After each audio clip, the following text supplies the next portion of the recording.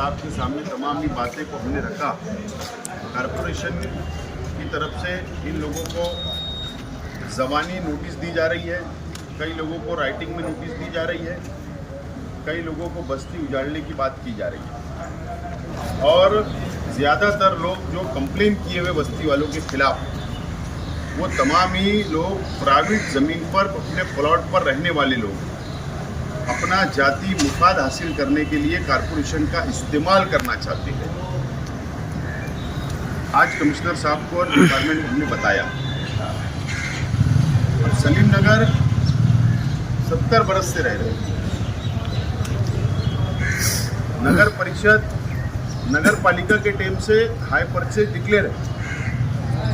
अब उसमें development plan में वक्त पर अमेंडमेंट हुआ, तब्दीली आई, उसको अतिक्रमण बोला जा रहा है। तो ऐसा नहीं हो सकता। सर्वे नंबर 42 ओपन पे थी, उनको घर दिया गया था, वहाँ वापस वो लोग रहने आ गए। वो सहूलत नहीं है, घरकुल योजना में कोई सहूलत नहीं है, क्राइम बढ़ रहा है वहाँ पर। ये हमने बात को रखा। 110 प्राइवेट मालक, जमीन मालक का आपस में डिस्प्यूट है, लेन देन पे से झगड़ा है। एक पार्टी कोर्ट में गई तो कॉरपोरेशन के लोग वहाँ आ रहे मुझ माफ करने। ठीक है, वो कॉरपोरेशन को पार्टी बनाया है, लेकिन कोर्ट की भी दिशा भूल की जा रही है, गलत मालूमात कोर्ट में दी जा रही है। हमने ये इसको बताया है। ऐसे तमाम ही दलील हमने झोपड़पट्टी के ताल्लुक से दी है। कमिश्नर साहब को कहा कि वन साइड कोई कार्रवाई नहीं होना चाहिए। हमारी बात भी हम राइटिंग में देने की हमारी बात हुई, हम तमाम ही लोगों की राइटिंग में हम लोग जवाब 2-3 दिन के अंदर देंगे और हमने कहा है कि बस्तियों को ना उजाड़ा जाए।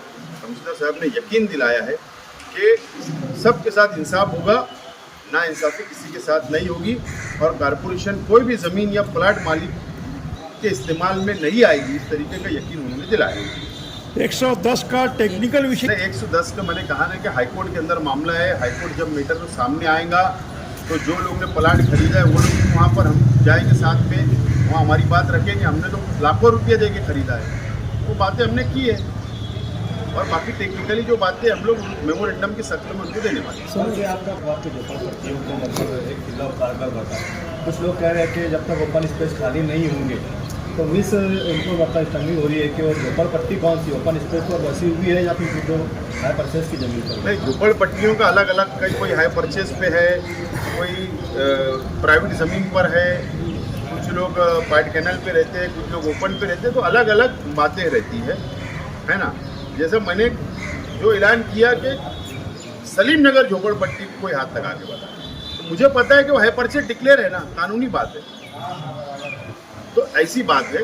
बहरहाल ओपन स्पेस जो लोग बसे हुए गरीब लोग हैं उनके बारे में कॉरपोरेशन में सोचना चाहिए। उजाड़ने से पहले उनको एतमाद में लेना चाहिए, भरोसा उनको दिलाना चाहिए कि उनको पर्यायी जगह दी जाएगी या नहीं दी जाएगी। नंबर 1, मैं उस चीज़ के खिलाफ हूँ अगर ओपन स्पेस पे कोई धंधा व्यापार कोई करता है। कई लोगों ने कब्जा कर लिया और उस पर धंधा व्यापार कर रहे हैं, तो बिल्कुल उसको तोड़ा जाना चाहिए। ये राय का मैं भी साहब, शहर के अलग अलग हिस्सों में बस्तियों पर कार्रवाई हो रही है, लोगों में डर का माहौल है, खासकर गरीबों में।